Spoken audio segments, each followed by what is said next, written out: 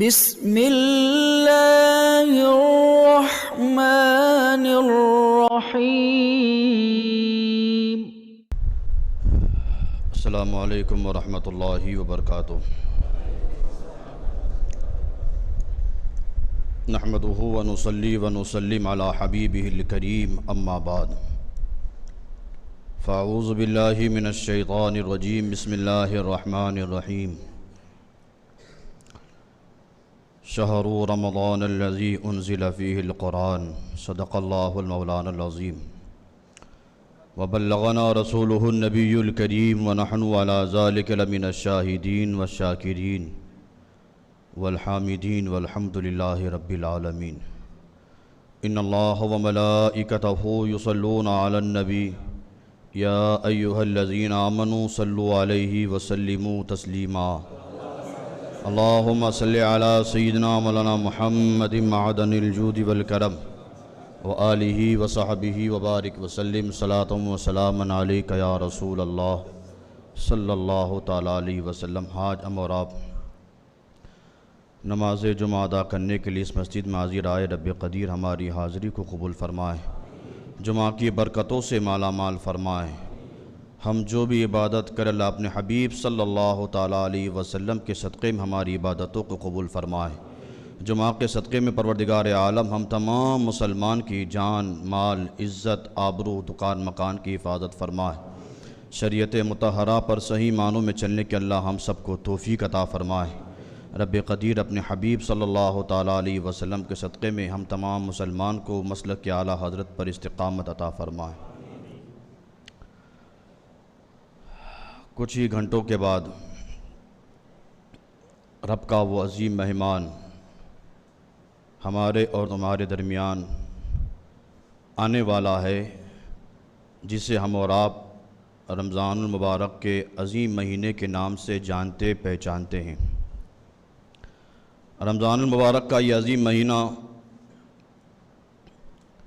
جو ہمیں گناہوں سے پاک کرانے کے لیے آتا ہے، نیکیوں کی ترغیب دلانے، اچھے اچھے اعمال کرنے اور گناہوں سے بچنے کے لیے، اور رب تبارک و تعالیٰ کا خاص فضل حاصل کرنے کے لیے وہ عظیم مہینہ ہمارے پاس آتا ہے۔ اور رمضان المبارک وہ عظیم مہینہ ہے کہ اللہ تبارک و تعالیٰ نے لفظ رمضان کو قرآن شریف میں بھی ذکر فرمایا ہے۔ ایسے جیسے 12 مہینے ہیں، 11 مہینوں کے نام صراحت کے ساتھ قرآن میں نہیں علاوہ رمضان کے، کہ رمضان المبارک کا نام قرآن میں بھی موجود ہے۔ اللہ تعالیٰ ارشاد فرماتا ہے، شہر رمضان الذی انزل فیہ القرآن، وہ عظیم مہینہ جس میں اللہ تعالیٰ نے قرآن کو نازل فرمایا ہے۔ یہ رمضان اتنی عظمت والا اور اتنی برکتوں والا ہے کہ علماء نے لکھا ہے کہ رمضان میں 5 حرف ہے، رمضان میں 5 حرف ہے، اور ہر حرف اپنے اندر کوئی نہ کوئی اللہ کی نعمت کو لیے ہوئے موجود ہے۔ رمضان میں پہلا حرف را ہے۔ را کا مطلب ہوتا ہے رحمت الہی، را کا مطلب ہوتا ہے رحمت الہی۔ دوسرا لفظ ہے میم، میم کا مطلب ہوتا ہے محبت الہی۔ تیسرا لفظ ہے ضاد، ضاد کا مطلب ہوتا ہے ضمانت الہی، جس کے پاس اللہ کی ضمانت آ جائے پھر اب اس بندے کو کسی اور کی ضمانت کی ضرورت نہیں ہوتی ہے۔ تیسرا حرف ہے ضاد، ضاد کا مطلب ضمانت الہی۔ پھر چوتھا حرف ہے الف، الف سے امان الہی، جس کو اللہ کی امان مل جائے، جو بندہ اللہ کی امان میں آ جائے پھر اب اس بندے کو کسی اور کی امانت کی ضرورت نہیں ہوتی ہے۔ اور آخر میں حرف نون، نون سے مطلب ہوتا ہے نعمت الہی۔ اس مہینے میں جو بندہ رمضان المبارک کی عظمت کو جانتا ہے، رمضان المبارک کا ادب کرتا ہے، تو پھر اللہ تعالیٰ اس بندے پر اپنی رحمتیں بھی نازل فرماتا ہے، اسے محبت الہی سے بھی سرفراز فرماتا ہے، اس بندے کو اپنی ضمانت میں بھی لے لیتا ہے، اور اس بندے کو اپنی امان میں بھی لے لیتا ہے۔ اور سرکار صلی اللہ تعالیٰ علیہ وسلم ارشاد فرماتے، بندہ جب رمضان کا ادب کرتا ہے تو رمضان کی ادب کے سبب اللہ تعالیٰ اس بندے کے مال میں خوب خیر و برکت نازل فرماتا ہے۔ آپ نے دیکھا ہوگا کہ رمضان المبارک کے اس عظیم مہینے میں لوگ تو یہ سوچتے خرچہ بہت زیادہ ہو رہا ہے، زیادہ خرچہ ہو رہا ہے، لیکن یہی زیادہ خرچہ رب تبارک و تعالیٰ کی طرف سے نعمت الہی ہوتی ہے، اور جب تک رب تبارک و تعالیٰ نعمت الہی اپنے بندوں کو سرفراز فرماتا ہے، نعمت سے سرفراز فرماتا ہے، تو پھر چاہے خرچہ جتنا بھی ہو، جب اللہ نعمتیں دے رہا ہے بندہ نعمتیں لے رہا ہے، اللہ نعمتیں دے رہا ہے اور بندہ نعمتیں لے رہا ہے۔ سرکار صلی اللہ تعالیٰ علیہ وسلم نے ارشاد فرمایا، اے صحابہ، رمضان میں تم اپنے اہل و عیال پر جتنا بھی خرچ کرو، قیامت کے دن اس کا حساب نہیں ہوگا، قیامت میں اس کا کوئی حساب نہیں ہوگا، اپنے اہل و عیال پر تم جتنا خرچ کرنا چاہو خرچ کر سکتے ہو۔ اور سرکار ابد قرار صلی اللہ تعالیٰ علیہ وسلم نے شعبان المعظم کے آخری جمعہ میں، جیسے یہ شعبان کا یہ آخری جمعہ ہے، اب جو جمعہ آئے گا وہ رمضان المبارک کے عظیم مہینے میں آئے گا، حضرت سلمان فارسی رضی اللہ تعالیٰ عنہ جو صحابی رسول ہیں فرماتے ہیں کہ شعبان کے آخری جمعہ میں سرکار ابد قرار صلی اللہ تعالیٰ علیہ وسلم نے صحابہ کے سامنے ایک طویل خطبہ دیا، بیان کیا سرکار نے۔ آج انشاءاللہ میں بھی سرکار کے وہی خطبے کو آپ حضرات کے سامنے رکھنے کی کوشش کرنے جا رہا ہوں۔ وہ خطبہ سرکار صلی اللہ تعالیٰ علیہ وسلم نے جو دیا تھا، اس کا ترجمہ اور اس کی تھوڑی سی تشریح میں آپ حضرات کے سامنے رکھوں گا۔ یہ رمضان المبارک، اس میں بہت ساری برکتیں اور اس کی الگ الگ خصوصیات ہیں۔ حضرت سیدنا جابر بن عبداللہ رضی اللہ تعالیٰ عنہ فرماتے ہیں کہ سرکار ابد قرار صلی اللہ تعالیٰ علیہ وسلم نے ارشاد فرمایا، اوتیت امتی فی شہر رمضان خمسا لم یوتہن نبی قبلی۔ سرکار ابد قرار صلی اللہ تعالیٰ علیہ وسلم نے ارشاد فرمایا، میری امت کو ماہ رمضان میں 5 چیزیں ایسی عطا کی گئی جو مجھ سے پہلے کسی امت کو نہیں ملی ہے۔ اللہ نے رمضان کے اس عظیم مہینے میں وہ 5 فضائل، 5 خصوصیات میری امت کو عطا فرمایا ہے۔ حضرت آدم سے لے کر حضرت عیسیٰ تک جتنی امت آئی، کسی بھی امت کو وہ خصوصیات، وہ فضیلت نہ ملی جو اللہ تعالیٰ نے میری امت کو عطا فرمائی ہے۔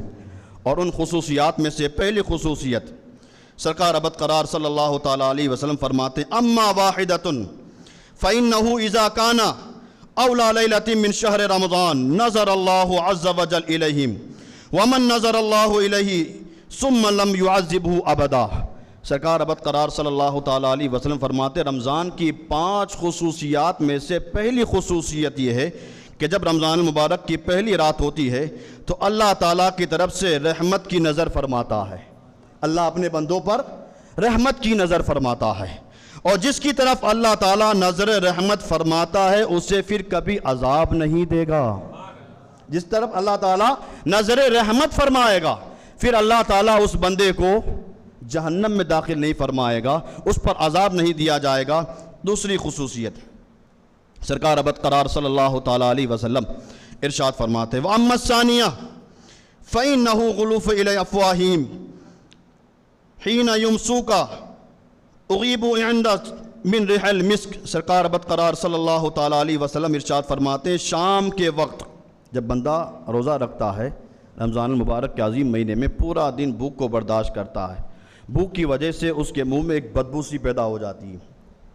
سرکار ابد قرار صلی اللہ تعالیٰ علیہ وسلم ارشاد فرماتے، شام کے وقت ان کے منہ کی بو جو بھوک کی وجہ سے ہوتی ہے اللہ تعالیٰ کے نزدیک مشک کی خوشبو سے بھی بہتر ہو جاتی ہے۔ وہ بو جو بھوک کی وجہ سے بندے کے منہ سے آتی ہے، ہم اور آپ تو کبھی یہ کہتے ہیں یار تو نے صبح برش نہیں کیا بدبو آتی، لیکن یہی بو اللہ تبارک و تعالیٰ کے یہاں مشک سے بھی زیادہ خوشبو بہتر ہو جاتی ہے۔ وَأَمَّا الثَّالِثَةُ فَإِنَّ الْمَلَائِكَةَ تَسْتَغْفِرُ لَهُمْ فِي كُلِّ يَوْمٍ لَيْلَةٍ۔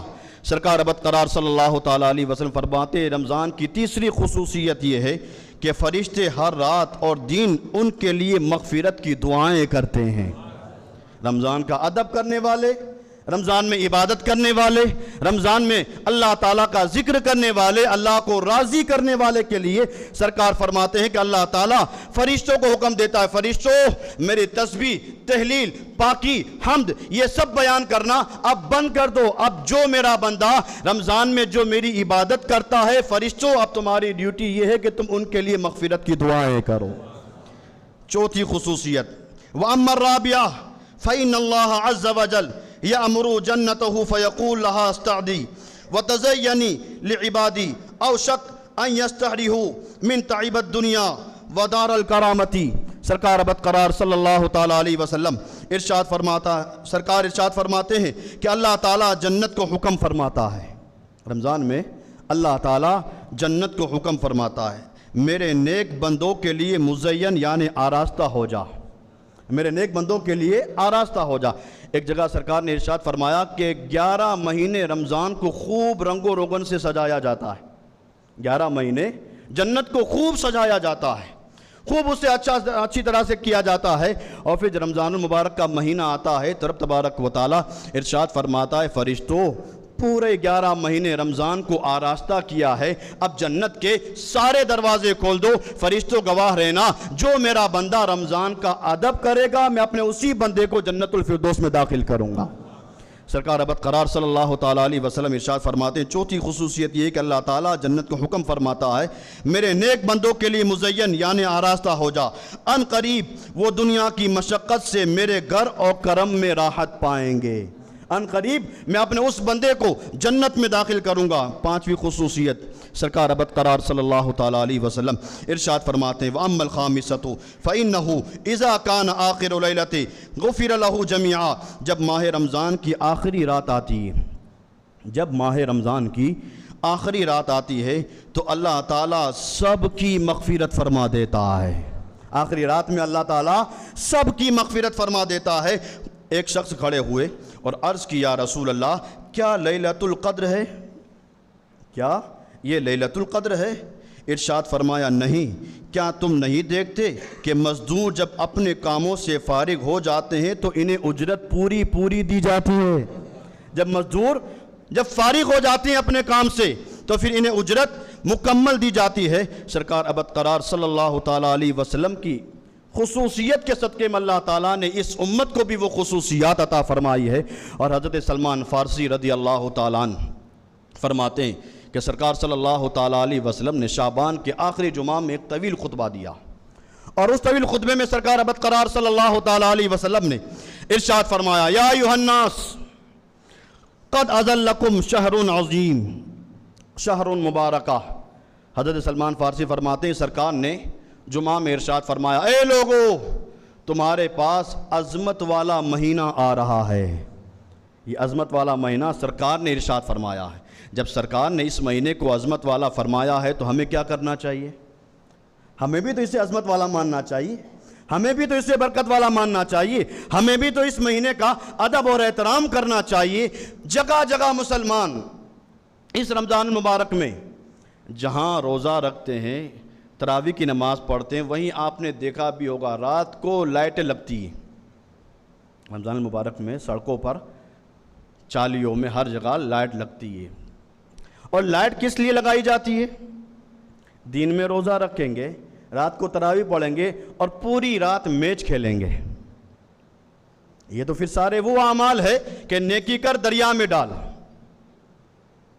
ہم اور آپ صبح روزہ رکھیں، رات کو تراویح بھی پڑھیں اور پھر کھیل کود میں لگ جائیں۔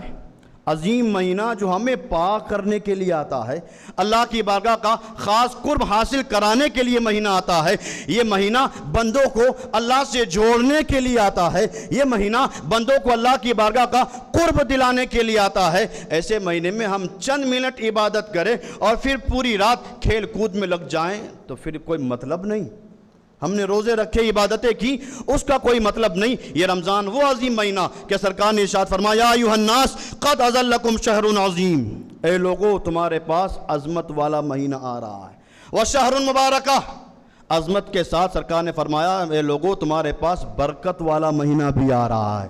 عظمت والا تو ہے ہی، ساتھ ہی ساتھ برکت والا بھی مہینہ ہے۔ پھر سرکار صلی اللہ تعالیٰ علیہ وسلم نے ارشاد فرمایا شہر فیہ لیلۃ خیر من الف شہر جعل اللہ صیامہ فریدۃ وقیام لیلۃ تطوعہ۔ سرکار ابد قرار صلی اللہ تعالیٰ علیہ وسلم نے ارشاد فرمایا وہ مہینہ جس میں ایک رات ایسی بھی ہے جو 1000 مہینوں سے بہتر ہے، اس میں ایک رات اللہ نے ایسی رکھی ہے جو 1000 مہینوں سے بہتر ہے۔ اس ماہ مبارک کے روزے اللہ تعالیٰ نے فرض کیے اور اس کی رات میں قیام کرنا سرکار نے سنت فرمایا، یعنی روزے فرض کیے گئے اور سنت سے مراد تراویح کی نماز۔ سرکار نے فرمایا کہ اس ماہ کے روزے اللہ نے بندوں پر فرض کیے اور رات کے قیام کو سنت بنایا۔ یہ تراویح کی نماز سنت ہے، سنت موقدہ۔ لیکن ہمارے اندر یہ بات موجود ہے کہ ہم یہ ڈھونڈتے ہیں کہ 6 پارے والے تراویح کہاں ہیں، 5 پارے والے تراویح کہاں ہیں۔ پڑھنے سے مجھے انکار نہیں ہے، آپ 6 والی پڑھو، 10 والی پڑھو، 15 والی پڑھو، بہت اچھی بات ہے، لیکن رمضان کا یہ عظیم مہینہ صرف 5 یا 6 دن کے لیے نہیں آتا، پورے 30 دنوں تک کے لیے آتا ہے۔ ہم میں وہ لوگ جو 5 دن 6 دن تراویح میں مکمل قرآن کرنے کے بعد 24 دن تراویح پڑھتے ہی نہیں۔ ابھی ایک صاحب سے میری بات ہوئی تھی تو انہوں نے کہا کہ مولانا ہم قرآن تو مکمل کر لیتے ہیں، چلو اچھا قرآن مکمل کر لیا 6 راتوں میں، پھر 24 رات کا پھر آپ تراویح نہیں پڑھنے کی، یہ کہاں لکھا ہے؟ یہ کس کتاب سے آپ نے پڑھا؟ کس علماء کی زبان سے سن لیا آپ نے کہ پورے رمضان میں صرف 6 دن تراویح پڑھ لی، قرآن مکمل ہو گیا، اب 24 دن تراویح نہیں پڑھنی؟ کس نے بتایا آپ کو؟ جبکہ سرکار ابد قرار صلی اللہ تعالیٰ علیہ وسلم نے ارشاد فرمایا یہ عظمت والا مہینہ ہے، برکت والا مہینہ ہے، اس مہینے میں اللہ تعالیٰ نے دین کے روزے کو فرض کیا ہے اور رات کے قیام کو اللہ نے سنت بنایا ہے۔ تراویح کی نماز سنت موقدہ ہے، پہلی رمضان کی رات سے لے کر آخری رات تک تراویح پڑھنا سنت ہے، کسی 4 دن تک کے لیے نہیں، کسی 6 دن تک کے لیے نہیں، پورا ماہ تراویح پڑھنی ہے۔ یہ جو ہمارے اندر موجود ہے 6 دن 5 دن والی، ٹھیک ہے، اگر آپ وہ پڑھنا چاہیں تو پڑھ سکتے ہیں، لیکن وہ پڑھنے کے بعد بھی پورا مہینہ پڑھیں، صرف 6 دن پڑھ لینے سے کافی نہیں ہوگا۔ پھر سرکار صلی اللہ تعالیٰ علیہ وسلم نے ارشاد فرمایا من تقرب فیہ فی خصلۃ من الکبر من الخیر کان کمن ادى فریضۃ فیما سواہ ومن ادى فریضۃ فیہ کان کمن ادى 70 فریضۃ فیما سواہ وہو شہر الصبر والصبر ثوابہ الجنہ وشہر المواساۃ شہر یزاد فی رزق المومن۔ سرکار ابد قرار صلی اللہ تعالیٰ علیہ وسلم ارشاد فرماتے ہیں جو اس میں نیکی کا کام کرتا ہے، جو بندہ اس مہینے میں نیکی کا کام کرتا ہے تو ایسا ہے جیسے اور کسی مہینے میں فرض ادا کیا ہو۔ اس مہینے میں جو نیکی کرتا ہے ایسا ہے جیسا اس نے اور مہینے میں فرض ادا کیا ہو، اور اس میں جس نے فرض ادا کیا تو ایسا ہے جیسے اور دنوں میں 70 فرائض کے برابر اسے ثواب دیا جائے گا۔ جو نفل ایک کام کرے گا، اس مہینے میں نفل ادا کرے گا تو ایک نفل پر ایک فرض کا ثواب دیا جائے گا۔ اس ماہ مبارک میں نفل ادا کرنے والے کو فرض کے برابر ثواب، اور جو فرض ادا کرے گا تو اس ایک فرض پر 70 گنا زیادہ ثواب عطا کیا جائے گا۔ پھر سرکار ابد قرار صلی اللہ تعالیٰ علیہ وسلم نے ارشاد فرمایا یہ مہینہ صبر کا ہے، یہ مہینہ جہاں عظمت والا ہے، برکت والا ہے، یہیں وہ آنے والا مہینہ صبر کا مہینہ ہے۔ انسان جب روزہ رکھتا ہے، شام ہوتے ہوتے کچھ لوگ ایسے ہوتے ہیں جن کے بارے میں کہا جاتا ہے اب تو یہ شام ہو گئی، اب تو اس کو بلانے جیسا نہیں ہے، اب تو اس کو سلام کرنے جیسا نہیں ہے، اس کو روزہ لگ گیا ہے۔ روزہ رکھا اللہ کے لیے ہے یا لوگوں کو دکھانے کے لیے رکھا ہے؟ اب تو اسے سلام بھی نہیں کرنا چاہیے، اس کو سلام کرو تو اب یہ شام کے وقت بھڑک جاتا ہے۔ سلام کرنے پر جو بھڑک جاتا ہو معلوم ہوا اس نے روزہ اللہ کی رضا کے لیے نہیں، لوگوں کے دکھانے کے لیے رکھا ہے۔ یہ مہینہ تو صبر کا مہینہ ہے، بندے کو اللہ تعالیٰ صبر عطا فرماتا ہے اور اس روزہ رکھنے والے کو بھی اللہ صبر عطا فرماتا ہے، لیکن وہ بندہ کتنا بے باک ہوتا ہے کہ وہ اللہ کی بارگاہ میں کہتا ہے مالک تو نے مجھے صبر دیا لیکن مجھے صبر نہیں چاہیے۔ روزہ رکھنے والے کو اللہ صبر دیتا ہے۔ آپ نے دیکھا ہوگا اور دنوں میں جب بھوک سے بندہ نڈھال ہو جاتا ہے تو اس کے اندر ایک چڑچڑاپن آ جاتا ہے بھوک کی وجہ سے، لیکن رمضان المبارک کے عظیم مہینے میں صبح سے لے کر شام تک بندہ خالص اللہ کی رضا کے لیے روزہ رکھتا ہے، کام کاج بھی کرتا ہے، دھوپ میں بھی جاتا ہے اور ساری ضروریات کی چیزیں بھی جانا چاہتا ہے، وہاں ہر طرف جاتا ہے، ہر کام کرتا ہے، لیکن بندہ جب اللہ کی رضا کے لیے روزہ رکھتا ہے تو پھر اللہ تعالیٰ اس بندے کو صبر بھی عطا فرماتا ہے۔ آپ نے دیکھا ہوگا کہ بندہ اتنا دھوپ میں گھوما ہے لیکن شام ہوتی ہے پھر بھی وہ اللہ کا شکر ادا کر رہا ہے۔ یہ کیا ہے؟ کیا اسے پیاس نہیں لگی ہے؟ اسے بھوک نہیں لگی ہے، اس کے اوپر دھوپ کی تپشوں نے اس کو گرمایا نہیں ہے، سب کچھ ہے، لیکن اللہ تعالیٰ نے اس بندے کو خاص صبر عطا فرمایا ہے۔ جس بندے نے اللہ کی رضا کے لیے روزہ رکھتا ہے تو پھر اللہ تعالیٰ نے اس بندے کو صبر بھی عطا فرمایا ہے۔ سرکار فرماتے ہیں لوگوں یہ مہینہ صبر کا ہے اور صبر کا ثواب جنت ہے۔ یہ مہینہ صبر کا ہے اور صبر کا ثواب جنت ہے، اور یہ مہینہ مواسات یعنی غم خاری اور بھلائی کا مہینہ ہے۔ یہ مہینہ کس چیز کا ہے؟ بھلائی اور غم خاری، ایک دوسرے کے کام آؤ، ایک دوسرے کے ساتھ مل جل کر اس کا کام کرو، اس کے ساتھ اس کا سہارا بنو۔ اگر ہم سہارا نہیں بن سکتے تو خدا کے واسطے ہم اس کی ٹانگ بھی نہ کھینچیں۔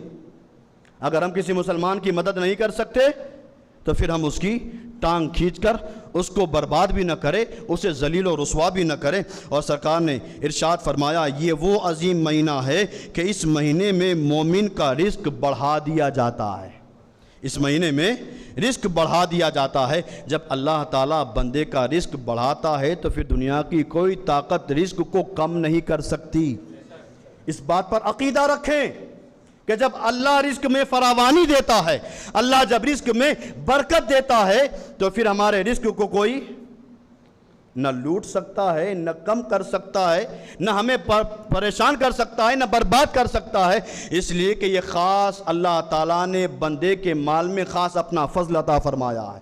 اس لیے اگر اللہ نے استطاعت دی ہو تو لوگوں کی مدد کرو، خیر خواہی کرو، بھلائی کے کام کرو، اچھے کام کرو، لوگوں کے ساتھ اچھائی کے ساتھ پیش آؤ۔ اور پھر سرکار صلی اللہ تعالیٰ علیہ وسلم نے ارشاد فرمایا من فطر فیہ صائما کان لہ مغفرۃ لذنوبہ ومن عتق رقبۃ من النار وکان لہ مثل اجر من غیر ان ینقص من اجر شیء۔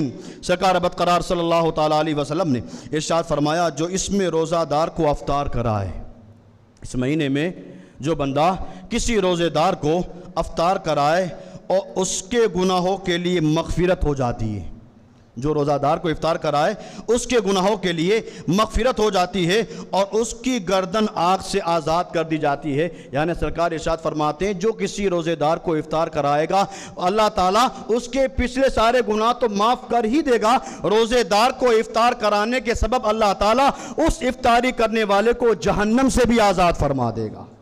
یہ اتنی برکت، یہ اتنا خاص فضل اللہ تعالیٰ نے سرکار کے صدقے میں اس امت کو عطا فرمایا ہے۔ اور پھر سرکار صلی اللہ تعالیٰ علیہ وسلم نے ارشاد فرمایا اور اس افطار کرانے والے کو، جانے جو افطار کرائے گا، افطار کرانے والے کو ویسا ہی ثواب ملے گا جیسا اللہ تعالیٰ نے روزہ رکھنے والے کو ثواب عطا فرمایا ہے۔ افطار کرانے والے کو اللہ اتنا ہی ثواب عطا فرمائے گا جتنا اللہ تعالیٰ نے روزہ رکھنے والے کو ثواب عطا فرمایا ہے، بغیر اس کے کہ اس کے اجر میں کوئی کمی ہو۔ یعنی افطار کرانے والے کو اللہ جو ثواب عطا فرمائے گا تو جس کو افطار کرایا ہے اس کے اجر میں کوئی کمی نہیں ہوگی۔ وہ رب کتنا قادر مطلق ہے، روزہ رکھنے والے کو بھی ثواب عطا فرماتا ہے، روزہ افطار کرانے والے کو بھی ثواب عطا فرماتا ہے۔ یہ خالص خصوصیات، یہ خالص اللہ کا فضل امت محمدیہ پر اس لیے ہے کہ ہم سرکار کی امت ہیں، ورنہ ہمارے اندر کوئی بڑی بات نہیں، ہم کوئی اتنے بڑے عبادت گزار نیکوکار بندے ہم کچھ بھی نہیں ہیں۔ ہاں جو کچھ ہیں وہ اس لیے ہیں کہ ہم سرکار کی امتی ہیں، اور سرکار کی امت کے صدقے میں اللہ تعالیٰ نے اس امت پر اتنا فضل فرمایا ہے، جہاں روزہ رکھنے والے کو ثواب عطا فرمایا ہے وہاں افطار کرانے والے کو بھی ثواب عطا فرمایا ہے۔ ایک صحابی کھڑے ہوئے اور صحابی نے کھڑے ہو کر عرض کی یا رسول اللہ ہم میں سے ہر شخص وہ چیز نہیں پاتا جس سے روزہ افطار کرائے، یعنی ہر انسان تو اتنی استطاعت نہیں رکھتا کہ ہر ایک کو افطار کراتا پھرے۔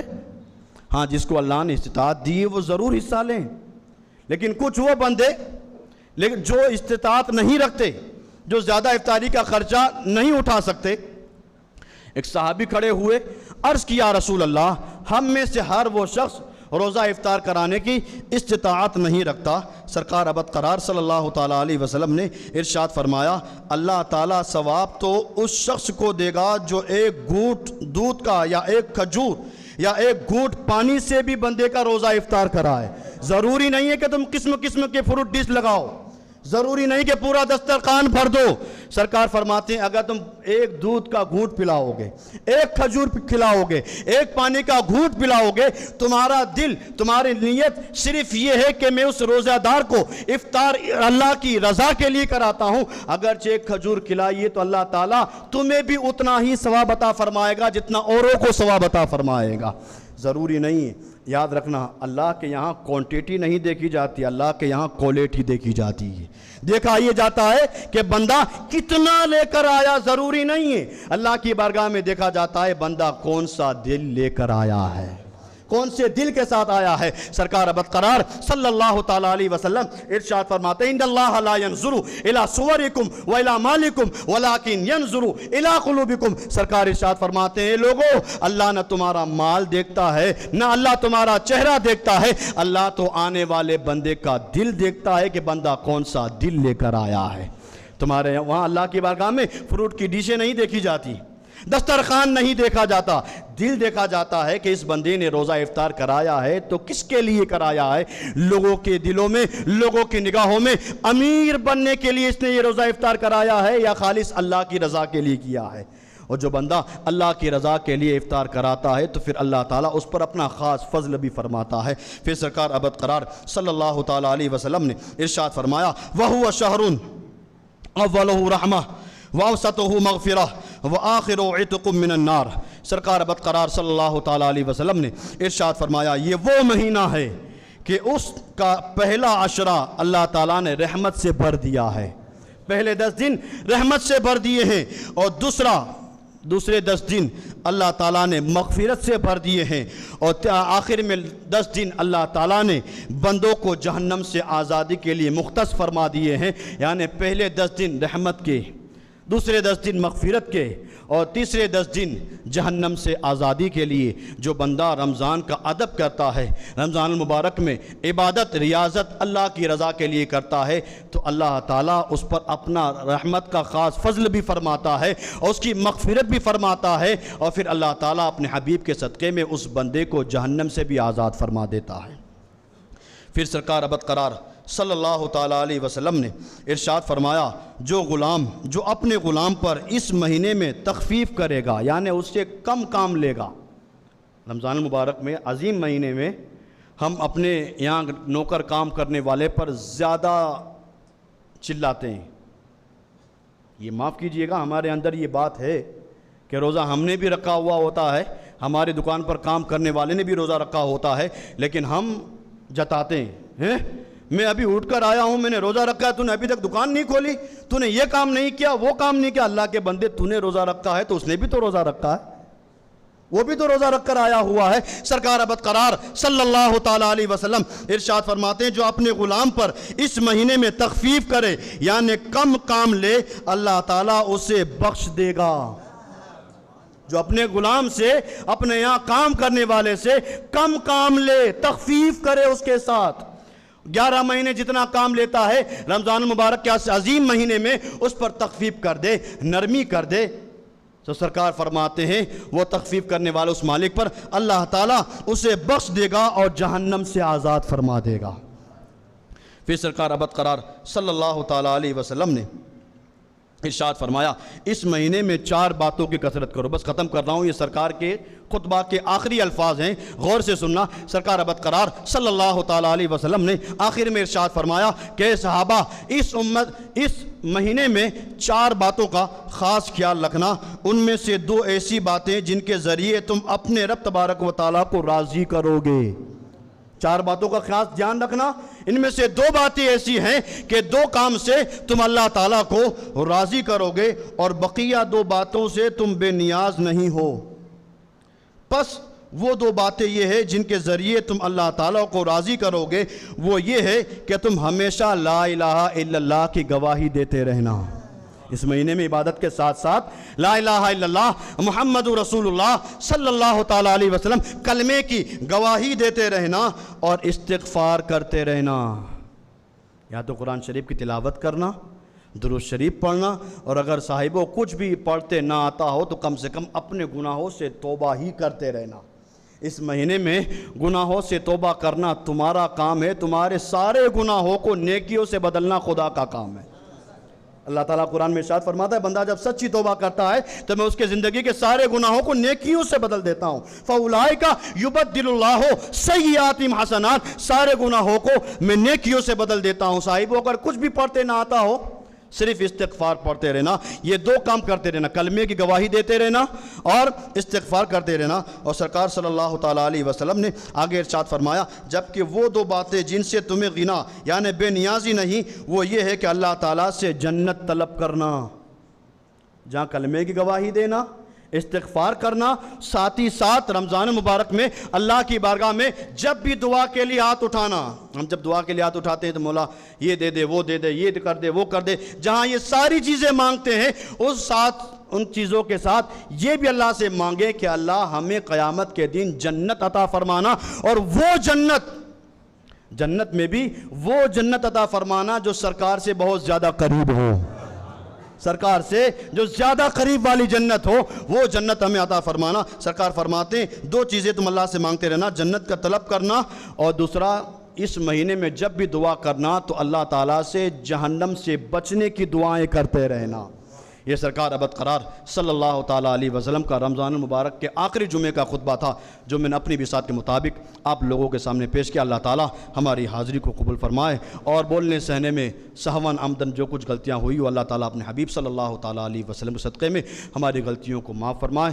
اللہ تعالیٰ ہماری حاضری کو قبول فرمائے، اور محمد عمر، اجمل حسین، استخار بھائی اور جعفر الدین یہ لوگ بیمار ہیں، دعا کہ اللہ تعالیٰ اپنے حبیب صلی اللہ تعالیٰ علیہ وسلم صدقے میں ان سارے بیماروں کو شفاء کاملہ عاجلہ عطا فرمائے۔